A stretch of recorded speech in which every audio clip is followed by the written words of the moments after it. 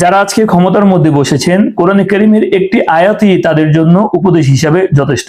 আল্লাহ রাব্বুল আলামিন সূরা আলী ইমরানের 26তম আয়াতের মধ্যে বলেন, কুলিল্লাহুম্মা মালিকাল মুলকি তুতিল মুলকা মান তাশাউ ওয়া তানজিউল মুলকা মিম্মান তাশা ওয়া তুইজ্জু মান তাশা ওয়া তুযিল্লু মান তাশা বিয়াদিকাল খায়র ইন্নাকা আলা কুল্লি শাইইন কাদির।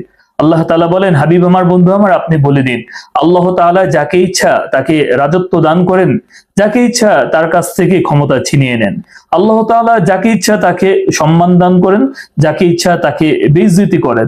এই সব কিছুই হচ্ছে আল্লাহ তাআলার হাতে। নিশ্চয়ই আল্লাহ তাআলা সর্বময় ক্ষমতার অধিকারী। তাহলে যারা আজকে ক্ষমতায় বসেছেন তাদের অবশ্যই এই আয়াতটার দিকে লক্ষ্য রাখতে হবে যে আল্লাহ তাআলা আমাকে ক্ষমতা দিয়েছেন, তিনি চাইলে যে কোনো সময় আমার কাছ থেকে ক্ষমতাটা ছিনিয়ে নিতে পারেন। অতএব ক্ষমতা পেয়ে আমি যেন অহংকারী, অত্যাচারী এবং জালেম যেন হয়ে না উঠি।